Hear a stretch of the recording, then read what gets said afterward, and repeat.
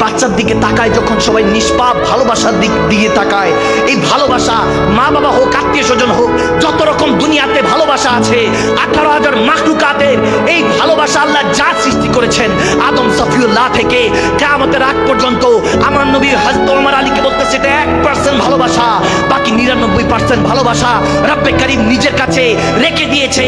কিন্তু আমার আলী শুনো, যখন তুমি সেজদায় যাও আল্লাহ দুইটাই অবস্থায় ওই 99% ভালোবাসা দিয়ে বান্দার দিকে তাকায়।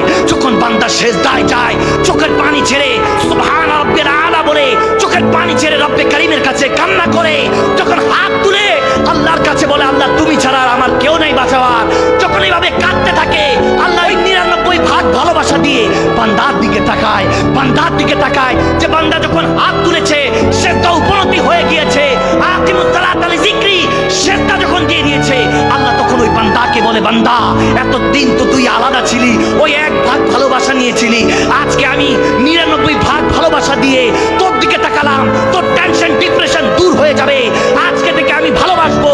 রাব্বুল আলামিন বলে আমি তোকে ভালোবাসবো বান্দা, কুল ইন কুনতুম তুহিব্বুনাল্লাহ ফাত্তাবিউনি ইউহিব্বুকুমুল্লাহ। আল্লাহ বলেন বান্দা আজকে আমি তোকে বান্দা থেকে বন্ধু বানিয়ে নিব। ওই নবী বলতেছে যদি সেই রব্বে কারীম এই ভালোবাসা নিয়ে তাকায়, যদি মা তার সন্তানকে এত ভালোবাসে, সন্তান তার মাকে এত ভালোবাসে, তাহলে রব্বে কারীম তোমাকে কেমন ভালোবাসবে, আমাকে কেমন ভালোবাসবে। কেউ একজন জিজ্ঞেস করলো হুজুর আপনি বলেন আমাকে যদি হাসরের ময়দানে কাঠগড়ায় দাঁড়াই আল্লাহ তাবারক ওয়া তাআলা যদি আমাকে জাহান্নামে নিক্ষেপ করে, আর ওই সময় যদি মায়ের কাছে সুপারিশ দেওয়া হয়, বাঁচানোর জন্য যদি ইহতিরাম দেওয়া হয়, বলেন তো মা কি জাহান্নামে পাঠাবে সন্তানকে নাকি জান্নাতে? আমি বললাম কেন নয়, মাই তো জান্নাতে পাঠাবে, মা তো চাইবে না তার সন্তান জাহান্নামে যাক। তাহলে বললাম তাহলে তুমি কেন এত পেরেশান হচ্ছ? তিনি তো মার থেকেও বেশি ভালোবাসে, মার থেকেও বেশি ভালোবাসে। মায়ের পেটে যখন ছিলাম 9 মাস 10 দিন, 10 মাস 10 দিন, তখনও তো আমার মা অতটা ভালোবাসে নাই। একদিন 1 মিনিটের জন্য পানির মধ্যে ডুব দিয়ে দেখেন 1 মিনিট থাকতে পারবেন না বান্দা।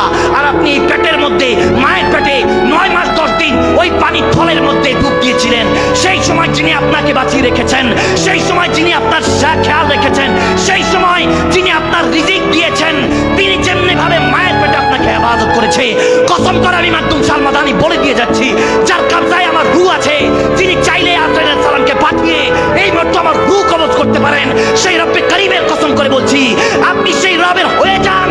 মাল্লাহুল মাওলা ফালাহুল কুল্লু, একবার আল্লাহ হয়ে যান। যদি মা আপনাকে সুপারিশ করে জান্নাত দিতে চায়, সেই রব্বে কারীম আপনাকে কেমনে জাহান্নামে ফেলবে?